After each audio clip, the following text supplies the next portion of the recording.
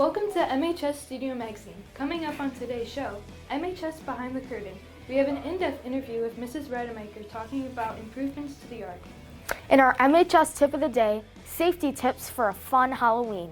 We'll show you what's going on here at Marist today after most students and faculty go home for the day. And our analysts are talking about the next matchup for our RedHawks in the MHS Sports Corner.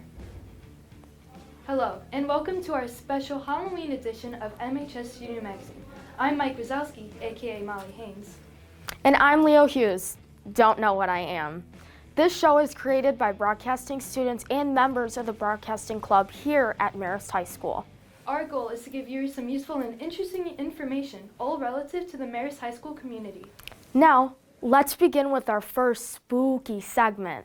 So, tell us about your Halloween costume.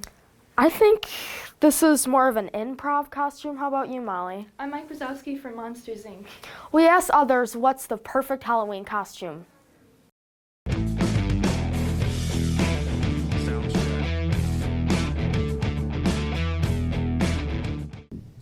My favorite costume when I was little was probably when I was a zombie because I like to dress scary. The thing that makes a good costume is something scary because that's what Halloween is all about.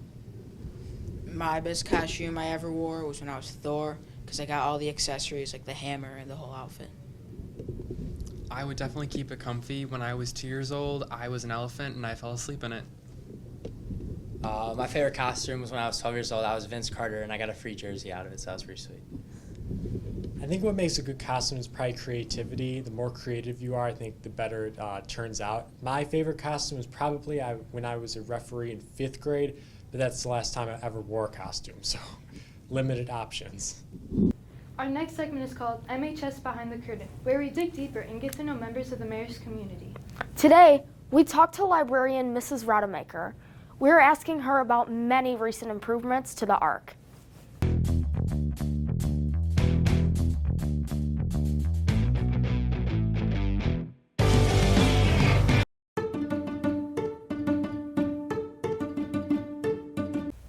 Hi RedHawks, this is MHS Behind the Curtain. I'm Leo Hughes and I'm here with Ms. Rademacher.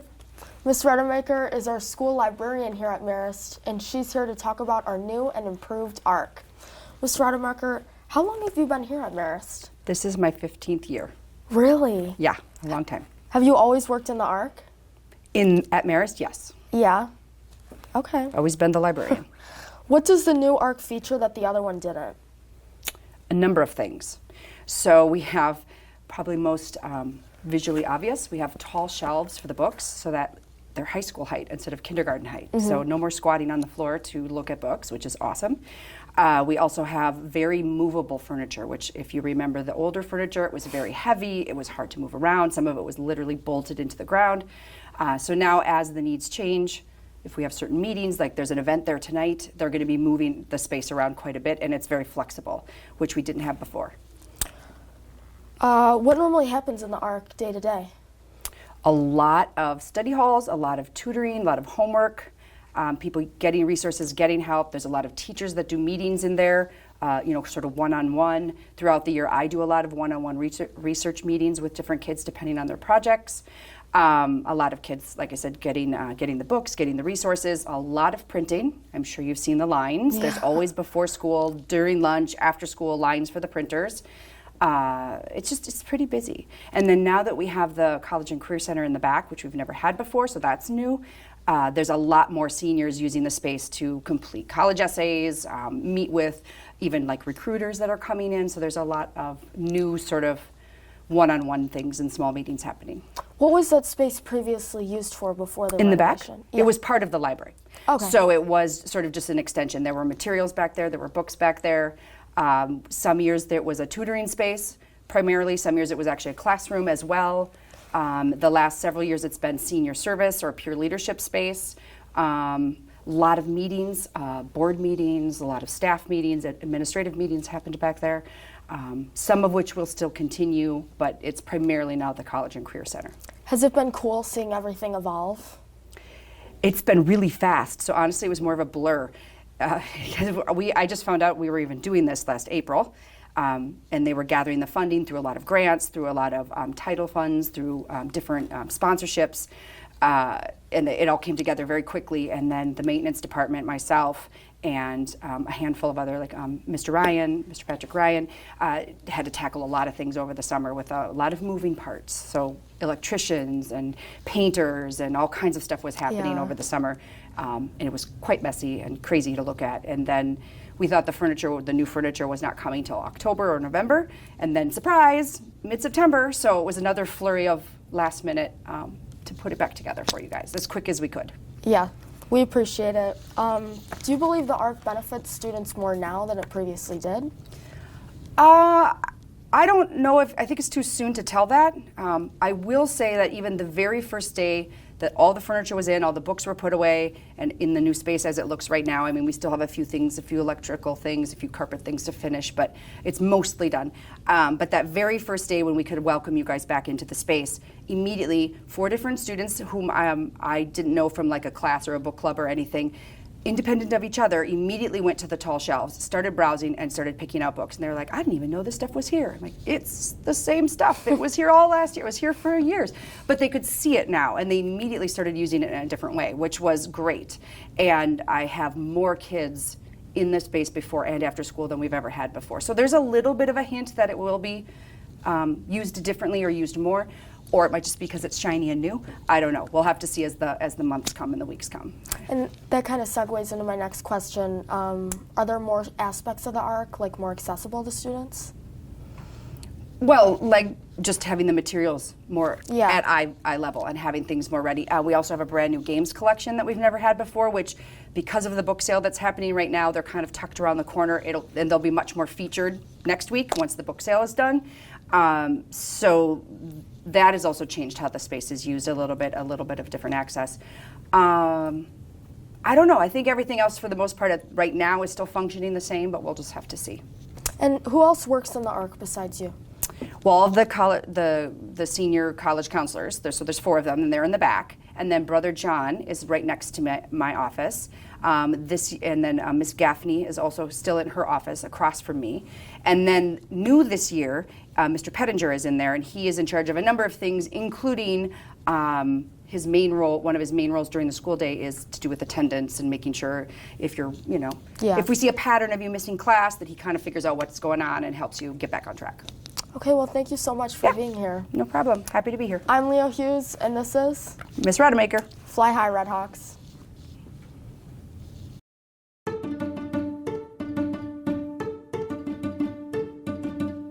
Now to our next segment, when we take a look at what's going on here at Marist after most of the students and teachers go home for the day. Here's a look at today's activities in our latest installment of MHS After Hours.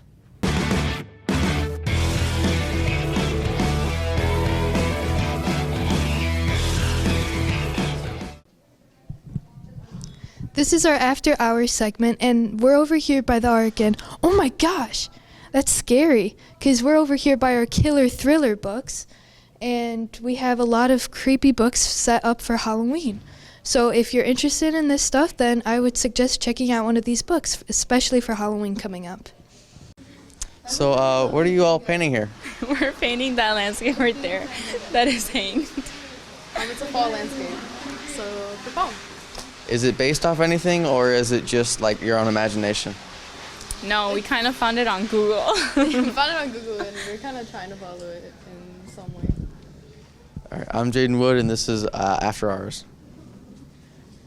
Hi, I'm Ollie Haynes, and I'm here with the math team. What are you guys currently working on?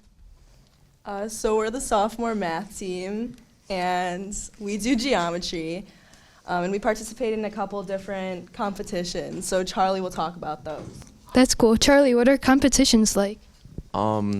Usually on Saturdays we go and compete against different schools, and there are like different competitions we do, like the individual, and then there are also team competitions. That's cool. Do you know how many teams are in each competition?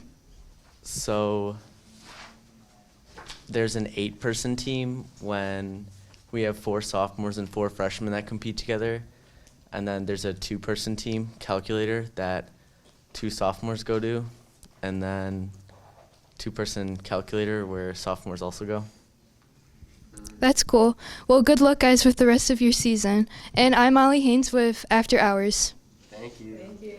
The RedHawks have a big matchup Friday night here at the Red and White Stadium.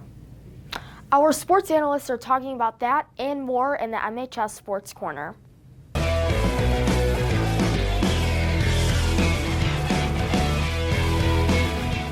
Hey RedHawks, welcome back to MHS Sports Corner. I'm Phillip, that's Pat to my right here. We got a lot to talk to you about today. We got some Marist football, we got some Chicago sports coming up. So first thing we're going to talk about is Marist football. They play this Friday versus Marmion right here at Red and White Stadium.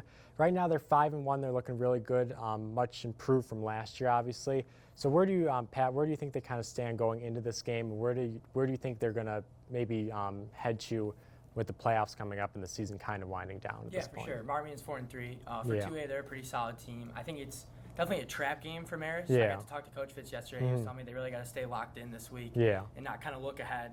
You know, but I think it should be a great win for the RedHawks. Shouldn't be much trouble there. Obviously they're 5-1 right now. The only loss was to Joliet Catholic. That was a pretty devastating loss, obviously. So, you know, probably should be 6-0 right now, and they're really atop of that 8A slot, which, you know, is really positive.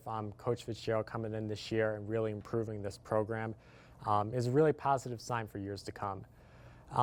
We want to also throw this in there really quick. Marist Tennis, they were second in conference, so congratulations to them.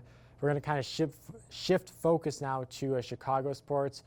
We got the Bears, Bulls, obviously, coming up in the Blackhawks. First thing we're going to talk about is the Bears, though. They're on a bye week this week, but a really nice win in London last week versus the Jaguars. Caleb Williams looked really good. He did, 4 passing touchdowns. The passer rating's gone up about 6 to 10 points every week. It's really good to see. I thought Shane Waldron called a much better game than he has the last couple of weeks. You can see him kind of adjusting to this offense, too, with all the weapons that we have. And being banged up on defense with Brisker out, Kyler Gordon, Drake Stevenson, I think it's going to be really good for them to be able to rehabilitate in the bye week. Yeah, obviously, kind of the start of the season was more of, you know, just kind of trying to adjust to this new offense, new players and all. But you can really see the growth in this team, especially last week versus the Jaguars. You know, it really shows you what this team is capable of. Just the only, I think, negative toward it is that the Bears are in a really tough division, the NFC North. Pretty much everyone's either 4-2 or 5-1. So you can have a 9 or 10 win season, but you might not get in the playoffs with a real tough division. I think especially with how tough the schedule's going to get down the road, the last 6 to 8 weeks, with a lot of tough in-division games with Detroit, Minnesota, and Green Bay. I think we really need to get hot now and kind of get around 6-3, 7-3, somewhere in there to then be able to make a run. So. Well, we got some new sports coming up right now. We got the Bulls and Blackhawks, obviously basketball and hockey. Just getting underway. Bulls are in their preseason. Blackhawks just started just a little bit ago. But a really good sign for Lonzo Ball. He's been out since early 2022, I think. So I was in 7th grade. I'm a sophomore now. So it really shows you how far he's come. You know, who knows how good he's going to be once he gets back on the court. You know, it is a real long time he hasn't played basketball. So what's your expectations for him and the Bulls this year? Because, you know, really with the Bulls for the last 2 years, it's been just a mediocre team. Really, you know, I think it's still definitely a rebuilding phase. There's a lot of steps that this team needs to take. But Lonzo being back, you look back to 2022. I mean, they're the best team in the Eastern Conference at that time. So I think he just provides such a spark defensively for them. And then the passing game as well with his ability. Now alongside Josh Giddey, some of the best passers in the NBA. So I think it's going to be a fun year. Last thing we're going to talk about here really quick, MLB playoffs are on right now, the ALCS and NLCS. ALCS, we got the Yankees and Guardians, and then nationally we got the Mets and Dodgers right now, currently standing 2-1 for the Dodgers, and then the Yankees have a 2-0 lead over the Guardians. So obviously a really exciting time for the for MLB right now in the playoffs. So what's your what do you think right now? Yeah, I think the Subway Series, World Series, that's what everybody wants. I think the Yankees are really rolling right now. Garrett Cole's been pitching unbelievable, and the lineup of Stanton, Judge, Soto, Josh Chisholm, they've all been hitting really well.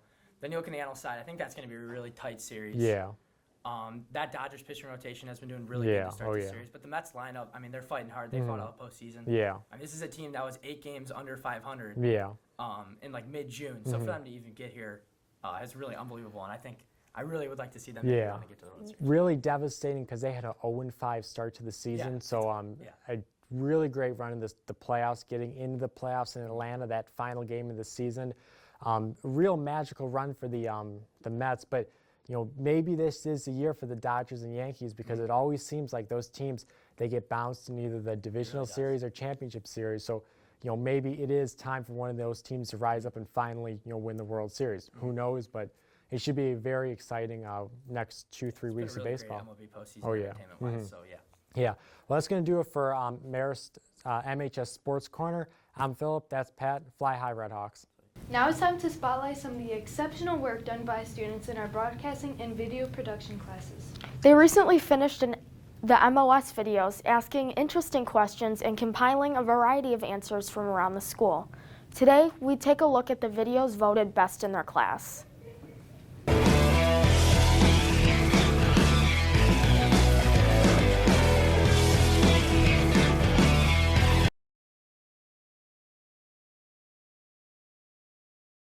Okay, my celebrity crush would have to be Kevin Jayden. Prime, 2007, 2008, Megan Fox in Transformers. My celebrity crush is Olivia Munn. I selected her because she has a great personality, she's just super attractive, and quite foxy. My celebrity crush is Ryan Reynolds because he's funny and very attractive. My celebrity crush is Nicole Ari Parker. She's about 5'8", 5'9", beautiful eyes. Yeah. My celebrity crush is Sydney Sweeney because she's very attractive. Abby Hornacek, Fox News. She's a 10 on 10. My celebrity crush is Sabrina Carpenter, I would say. My favorite celebrity crush is Tom Holland because he plays Spider-Man and wins. Celebrity crush would have to be Natalie Portman. My crush is Brian Williams. I guess celebrity crush is probably Ariana Greenblatt. If you know, you know. If I had to pick a celebrity crush, I'd say Alexandra Daddario. She's pretty decent.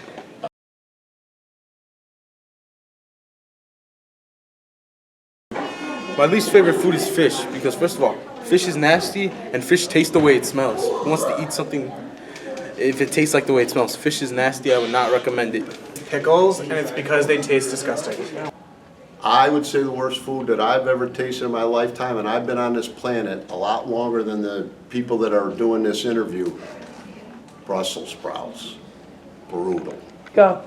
So my least favorite food is mushrooms because the texture is really weird. My least favorite food is anything smoked or barbecue. No, thank you. Fried beans because they're disgusting. It has a weird texture.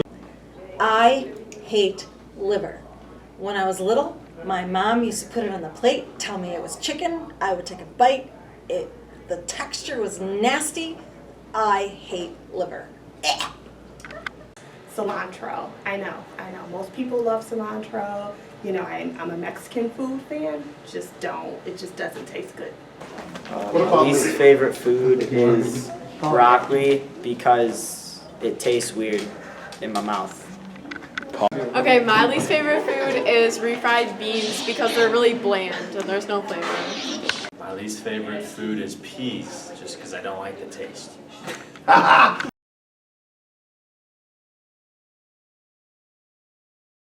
I like Chick-fil-A because the sauce is better.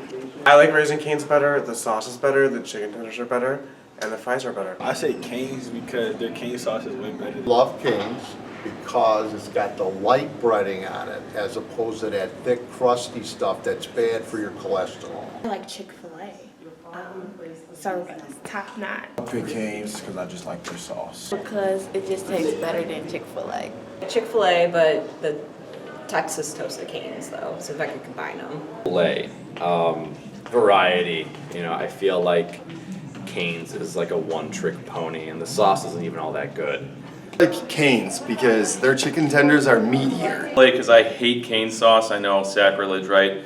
And I really like the spicy chicken stuff at Chick-fil-A. I think Cane's is better because the chicken's better, the fries are better, and the sauce is better. Cane's because I like chicken. Chick-fil-A because they taste better than McDonald's. I like Cane's better than Chick-fil-A because I like their chicken sandwich combos. like Chick-fil-A much better than Cane's. Why? I always get the fried chicken nugs. And most recently, I tried their banana pudding milkshake. Fire! Our final segment features a simple tip or life hack that can help make your life better. We have some safety tips for Halloween in our MHS tip of the day. Look what I got. Oh my god, there's Reese's in here. She's allergic. You're right. Marist, this is your tip on how to be safe this Halloween.